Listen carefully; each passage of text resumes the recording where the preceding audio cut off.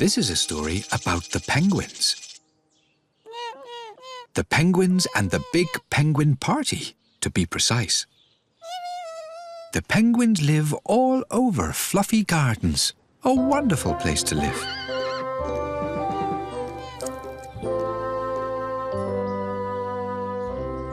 Our story begins with a holiday.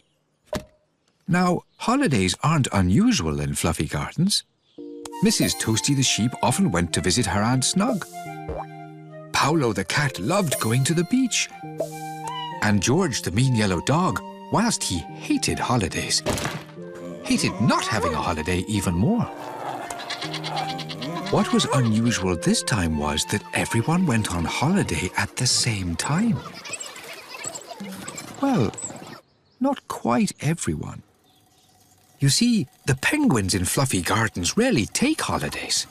After all, they're always so busy and their work is terribly important. They deliver the post, and the milk, and the newspapers, run the shops, drive the buses and the taxis, even empty the bins. They are very busy penguins indeed. So you can imagine their surprise when they found the town was empty. The little penguin grocer was running late that morning. But when he got to his shop, all was quiet. The penguin bus driver drove his bus around town, looking for passengers. But all was quiet. Only the little penguin train driver had been busy. He had taken everyone out of town to their holidays. But now, all was quiet. The penguins slowly realized.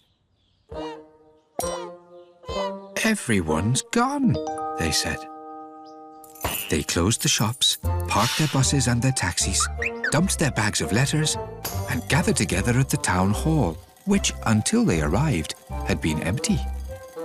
Now, it was rather full. The little penguin postman stood in front of all the other penguins. "It seems," he said, "that we have the place to ourselves." Everyone cheered. "That means," he went on, "we don't have to do any of our jobs." Everyone cheered even louder.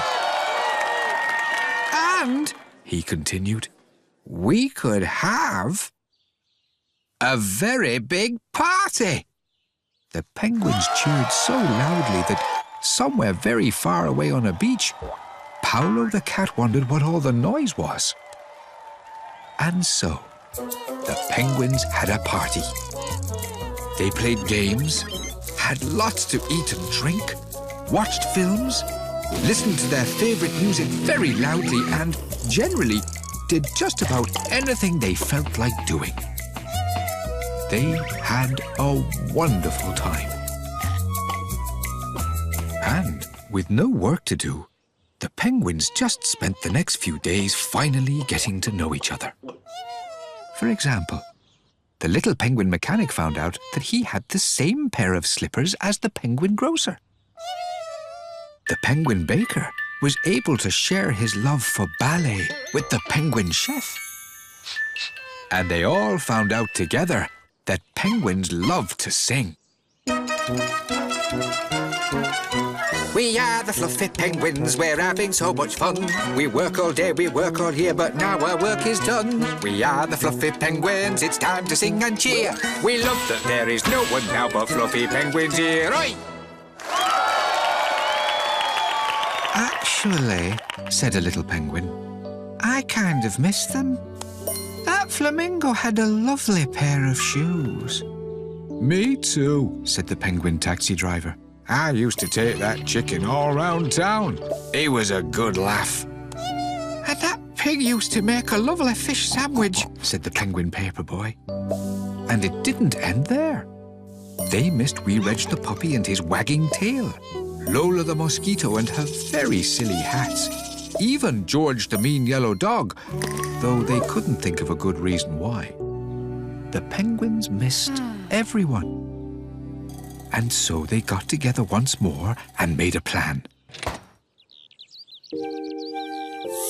A week later, Paolo the cat got off the train and carried his heavy suitcase through town. He had had a lovely holiday. But the penguins were gone. "They've gone," he said. Tooty the elephant, who had been away skiing, looked around. Paolo was right. They had gone. Word spread very fast. Nobody knew what to do. "We'd better have a meeting about it at the town hall," said Paolo. So everyone set off to the town hall. Paolo opened the door. It was very dark inside. "That's odd," said Paolo. But before he could say anything else, the lights came on. "Surprise!" shouted the penguins. "Welcome home!" It was a big party for everyone in Fluffy Gardens.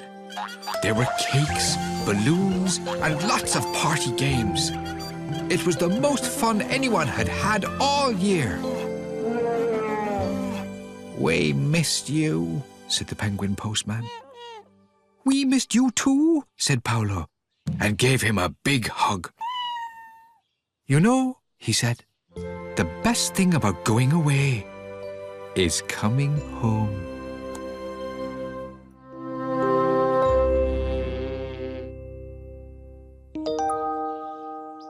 This is a story about Paolo the cat.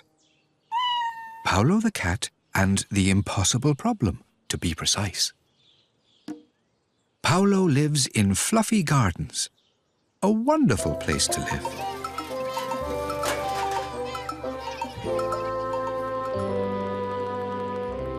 Our story begins with a problem. Paolo the cat was baffled. He had spent the morning trying to work out the answer to a seemingly impossible problem. An equation he had found in a book called Complex Calculus of the Cat Kind. Just look at it. Can you make sense of it? Well, Paolo, the very clever cat, couldn't. "I'm just not clever enough," said Paolo. So he decided to get help. "I'll ask the cleverest person in all of Fluffy Gardens," said Paolo. Now, you may have thought that was Paolo the cat. Almost, but not quite. At the edge of town is a little house, and there lives a very old penguin. This old penguin, having lived for so long and seen so many things, is cleverer than you could possibly imagine. Paolo packed a sandwich, picked up the book, and set off to see him. He hadn't gone far when he saw a row of baskets laid out on the grass. Tooty the elephant and Hoppy the tiger were about to play a game. "Whoever throws a ball into each basket and makes it to the finish line first," explained Tooty, "is the winner. But," he said as he held up his stopwatch, "you must finish before the time runs out." "Can I play?" asked Paolo. "You're not very good at sporty things," said Hoppy the tiger. "I don't think you could do it." Paolo was a little shocked at first. But it was true. He never really went running or throwing. He spent most of his time reading books and doing cat things, like playing with balls of wool or eating stinky fish. "I suppose you're right," said Paolo. "I'm not sporty enough." And he continued on his way. Paolo arrived at the little house, and the old penguin opened the door. "Is that you, Paolo?" asked the old penguin, who couldn't see very well. "Yes, it's me," said Paolo. "I brought you a sandwich." Inside, Paolo made the old penguin a nice cup of tea and told him about his seemingly impossible problem. "I'm just not clever enough," said Paolo as he opened the book. "I can't work it out. It's all fine until I get to the square root of pi, and then... Oh, Unless it's a fish pie. As Paolo explained his problem, the equation slowly began to make sense. A fish pie! Of course! I get it, he said. I shouldn't have given up so soon. The old penguin laughed and said, There is nothing you can't do. Remember that. Paolo thought about this, closed his book, and left the old penguin to finish his sandwich. Paolo marched back to the friends and announced, I may not be good at sporty things, but I will do my best. There is nothing I can't do. Tooty the elephant smiled. Then let's play. And so they did. Tooty set his stopwatch, and the race began. Hoppy and Tooty quickly threw balls into each of the baskets. 1, 2, 3. Paolo set off and threw his first ball. It missed. He ran to the next basket and threw another. That missed too. And just as Paolo was about to throw his last ball, he saw Poppy and Tooty standing at the finish line. Tooty the elephant had won. Poppy had come second. And Paolo hadn't even finished. Paolo felt very sorry for himself.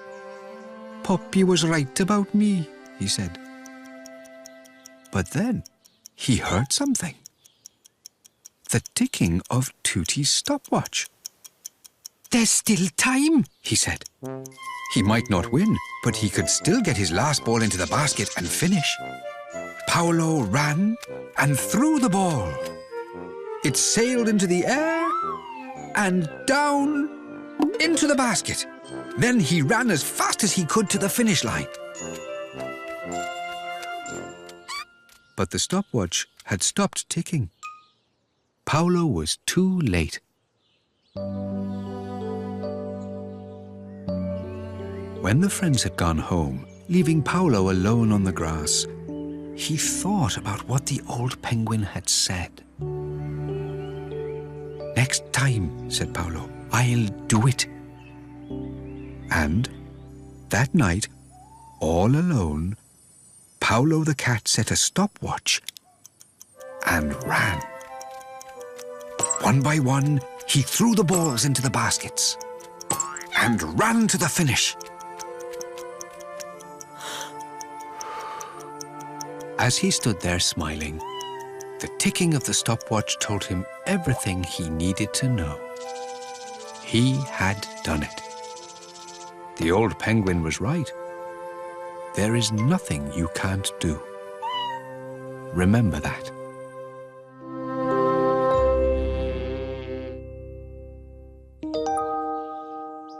This is a story about Pertree the bear. Pertree the bear and the storybook, to be precise. Pertree lives in fluffy gardens, a wonderful place to live.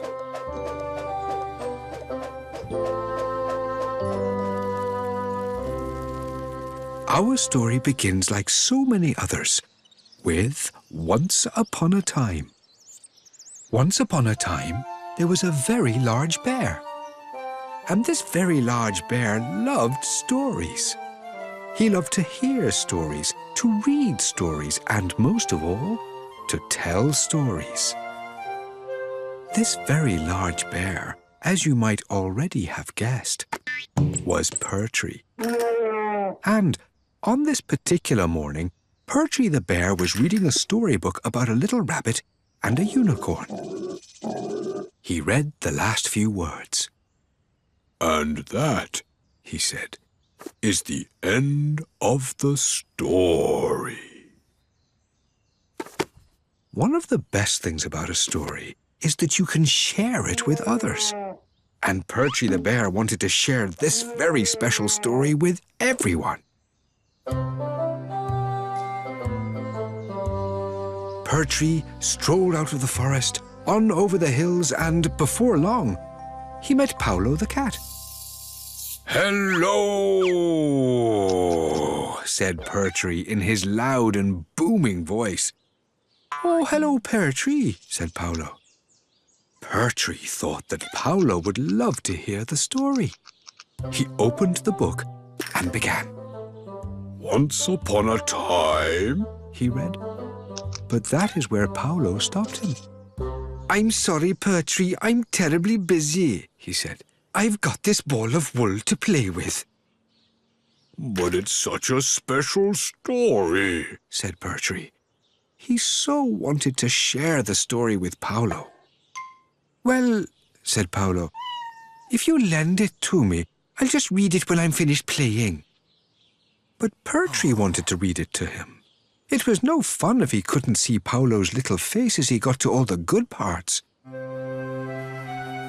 "It's okay," said Pertree. And he continued on his way. That day, Pertree asked Tooty the elephant if he'd like to hear the story. But Tooty was in the middle of a race and Pertree couldn't keep up. He asked Sparkles the monkey if she'd like to hear the story. But Sparkles just went on and Pertree couldn't even get started. He asked Cornelius the crab if he'd like to hear the story. "I like stories," said Cornelius, "but I just love to pinch things." Pertree couldn't find anyone who would listen to his story. "Maybe it's not such a special story after all," he said to himself sadly while sitting in town. "What's it about?" asked the little penguin bin man. Pertree smiled happily and told the bin man that it was all about a little rabbit and a unicorn, and he quickly opened the first page. "Once upon a time," he began. "Oh, you're right," said the bin man. "That's not special. There's no such thing as a unicorn, for one thing, and every rabbit I know is little." Pertree didn't know what to say. He sat there, miserable. Nobody wanted to hear about the little rabbit and the unicorn. Perhaps nobody ever wanted to hear Pertree's stories. "I'll never tell a story again," he said. He threw the book into the bin and shuffled off. But just as the bin man went to empty the bin, Pertree heard something. "Once upon a time," said a quiet voice. It was Babs the baby bird reading Pertree's story. She had fallen into the bin and was waiting for someone to notice her. Pertree reached in and took her gently out. "Hello!" Babs chirped and cheeped happily, and then she asked Pertree, "Would you read me the story?" Pertree beamed a big smile. He took the book from the bin, sat down beside Babs, and began to read. "Once upon a time," and he told the story of the little rabbit and the unicorn. Babs loved it.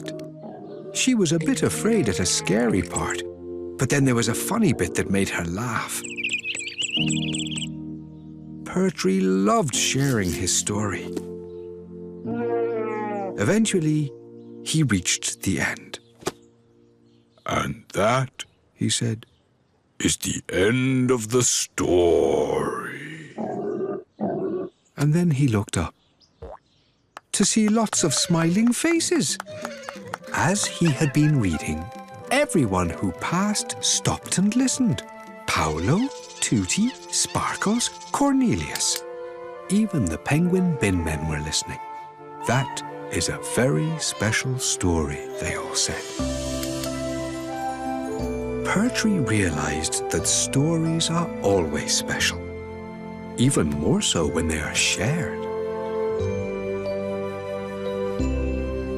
That evening, Pertree went home and had a lovely sleep, dreaming about a little rabbit and a unicorn.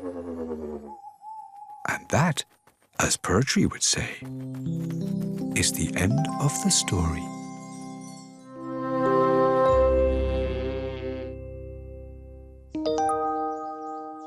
This is a story about Stinky the Skunk. Stinky the Skunk and the rocket ship, to be precise. Stinky lives in Fluffy Gardens, a wonderful place to live.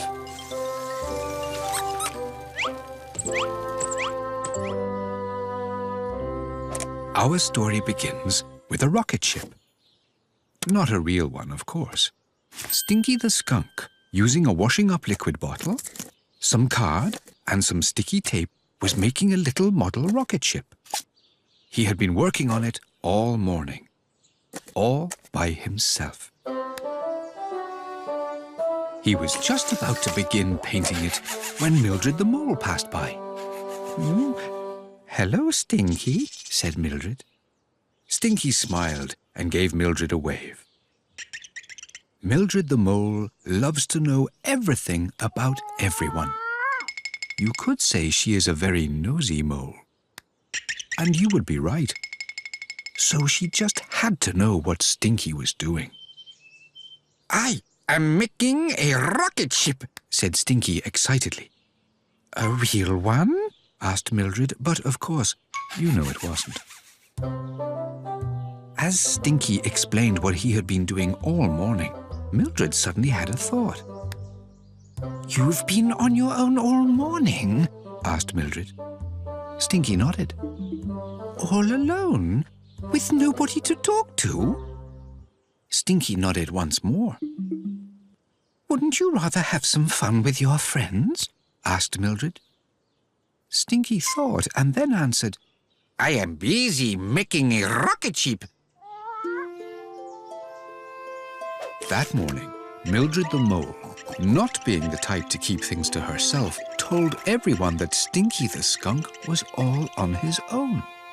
"He must be terribly lonely," she said. "Well, that's no good," said Wee Reg the puppy. "We should help him." So Wee Reg the puppy and Mildred the Mole walked to Pong Street to help Stinky the Skunk. "We're going to take you somewhere nice," said Wee Reg, "with lots of friends, so you won't be alone." And before Stinky could say, "But I want to make a rocket ship," they took him by the hand and brought him all the way to the town hall, where Royston the mantis was giving a lunchtime talk on insect things.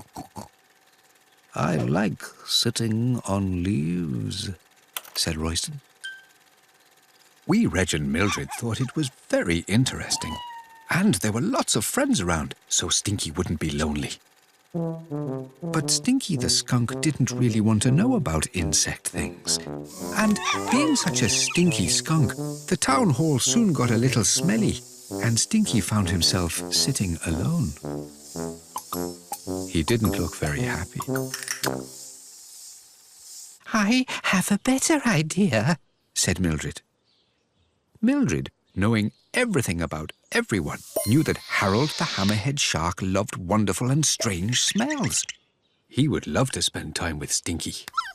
And before Stinky could say, "But I want to make a rocket ship," they took him by the hand and brought him to see Harold the hammerhead shark. Sure enough, Harold did love spending time with Stinky. "What a wonderful smell," he said, taking a big, deep breath. But Harold spent so much time talking about how Stinky smelled and not about things that Stinky actually liked to do, that Stinky found he had nothing to talk about with Harold. And he didn't look very happy. "I have an even better idea," said Mildred, and off they went again. That day, so that Stinky wouldn't be lonely, they took him to the beach. They took him to Blueberry Forest. They even took him all the way to Frosty Mountains. And each time, Stinky the Skunk just didn't seem to have a good time at all.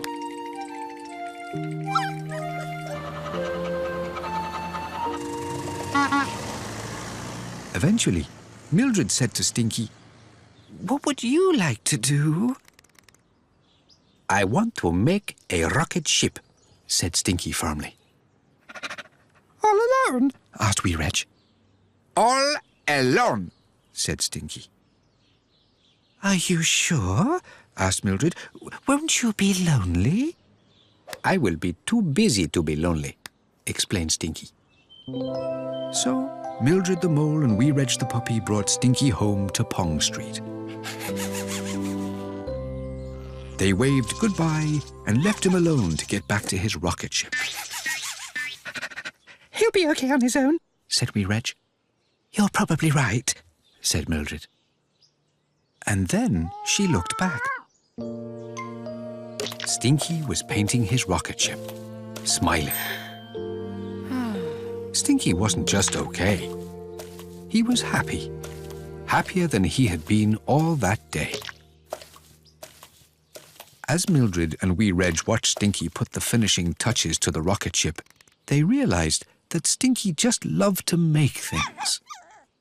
He could spend hours making this and that and be as happy as can be, even if that meant spending time all by himself. When he finally finished, Stinky's rocket ship looked better than he could have imagined. I cannot wait to show it to everyone tomorrow, he said. Tomorrow? Asked Mildred. What's happening tomorrow? Stinky smiled and said, I am having a party.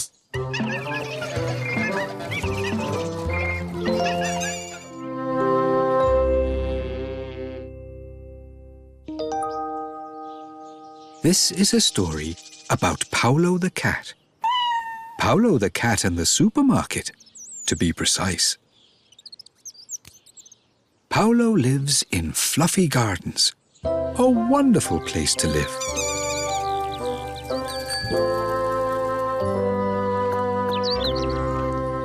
Our story begins in a house on Fishdench Street. Paolo the Cat went to his kitchen for a glass of milk. Cats love milk, even very clever cats. But when he poured, he got one drop and then nothing. Oh dear, he said, I'm out of milk. So Paolo decided to go to the shops to buy more.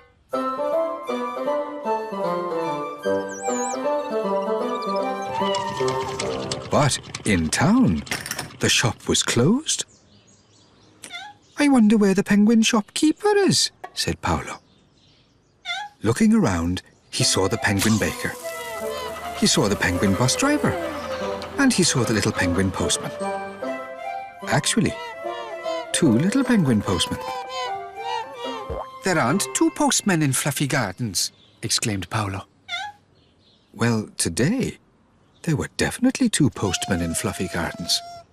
Something very strange was going on. Paolo had to find out more, so he walked up and asked the postman. And the postman. And that's how he learned a secret. A rather big secret. You see, explained the postman, we work so hard and so rarely have holidays that every week we switch jobs. Last week I was the grocer, said the other postman. And I was the bin man, said the first postman. The change is as good as a rest and all that, they said together. Well, this week there was a mix-up. There were 2 penguin postmen, but no penguin shopkeeper. Can't one of you just be the shopkeeper? Suggested Paolo. He can. No, he can. I don't want to be the shopkeeper, they shouted. It's no fun at all. And then they had an idea. Seeing as you're such a very clever cat, can't you be the shopkeeper? Oh, no, said Paolo. I'm just a regular cat. You'll be fine, they said, and handed Paolo the keys to the shop. Then they both ran off. And with a big queue standing behind him, all waiting for the shop to open, Paolo the Cat had no choice.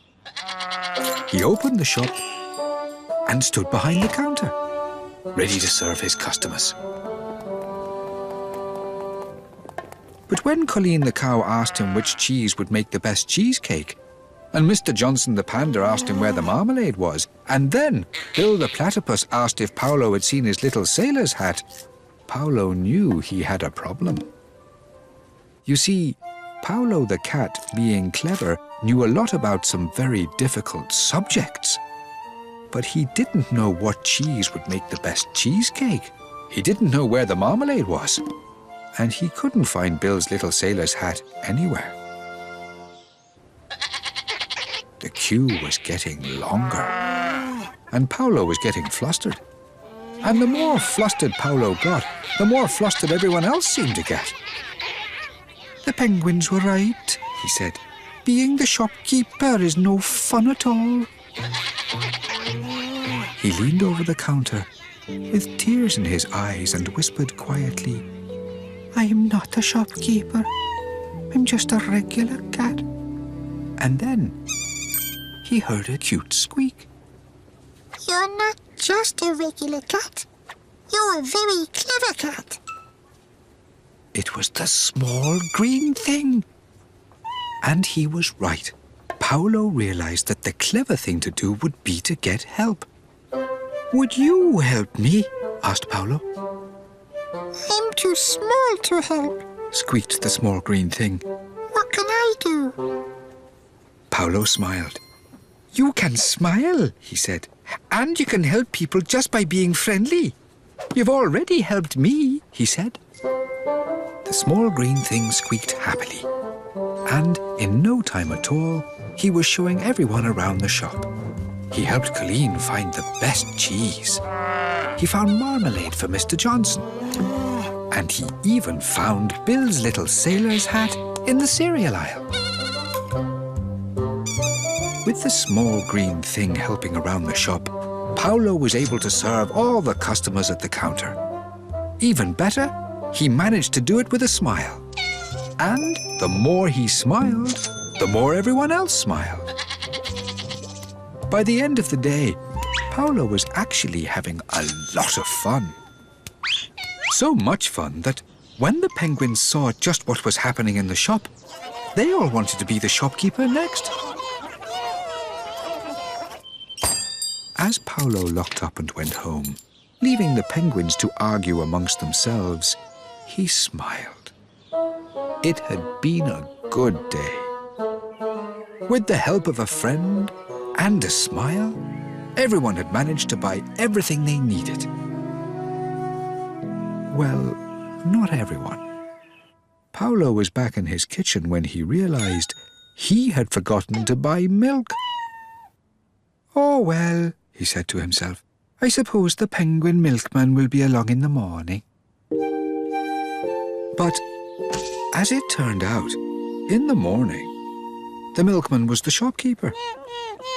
And so was the baker, the bus driver, the binman, and 2 postmen.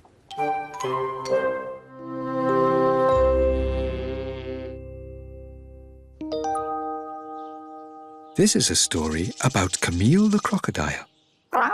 Camille the crocodile and the broken forest, to be precise. Camille lives in fluffy gardens, a wonderful place to live.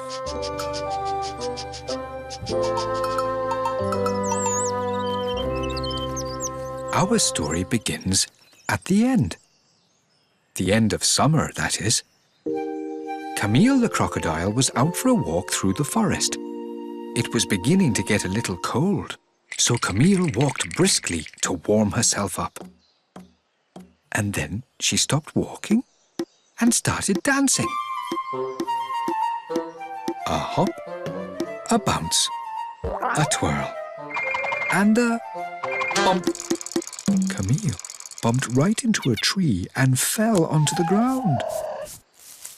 A small red leaf fell from the tree, floated down and landed right on Camille the crocodile's sore nose. Camille looked up.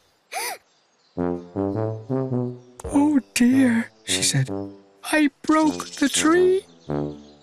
Then she looked at the little leaf. Well, it's only a little bit broken.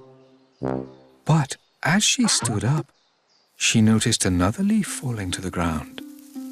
And another. And another. "Oh no!" shouted Camille. "I didn't break the tree a little bit.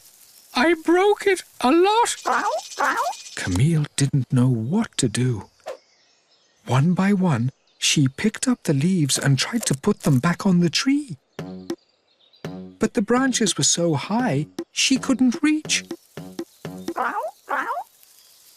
As Camille looked around, she saw that leaves were falling all through the forest.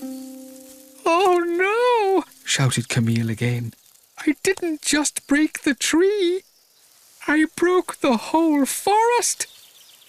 Camille the crocodile felt just terrible. Little tears welled up in her eyes, then big tears. She dropped all the leaves, sat down, and cried.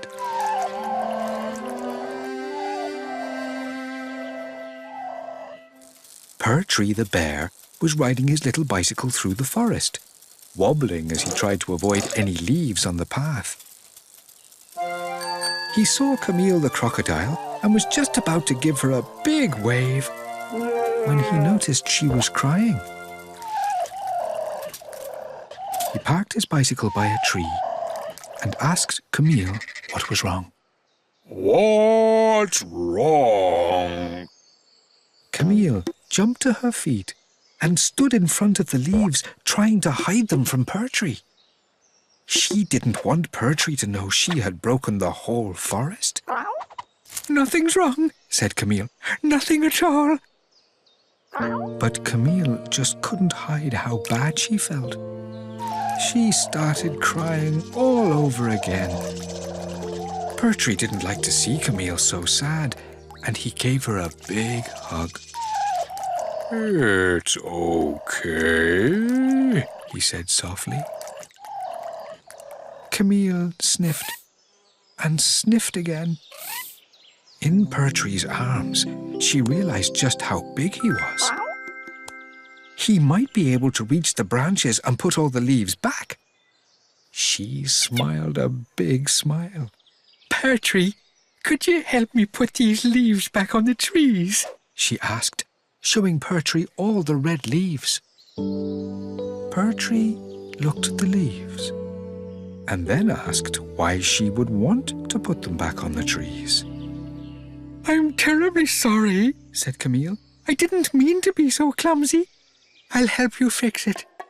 Camille told Pertree all about how she had been walking, then dancing, and then bumped into a tree and broke the whole forest.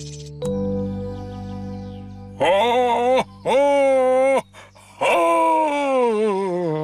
You didn't break the forest," he said. "I didn't," said Camille. Pertree took Camille back to his house at Slumber Shed for a cup of tea. And then he explained. The summer was over, and now it was autumn. And in autumn, the leaves turn red and crunchy and fall from the trees. "It happens every year," boomed Pertree. Pertree lived in the forest, so he knew all about it. Camille laughed. She hadn't broken the forest at all. She felt much better. "The leaves turn crunchy?" she asked. Pertree nodded. And then, with another laugh, Camille ran outside and began stomping through the leaves. Crunch, crunch, crunch. Pertree joined her. Crunch, crunch, crunch. Before long, they were joined by some of their friends. Crunch, crunch, crunch. Later that day, Pertree thanked Camille for telling him what had happened and especially for offering to help fix it.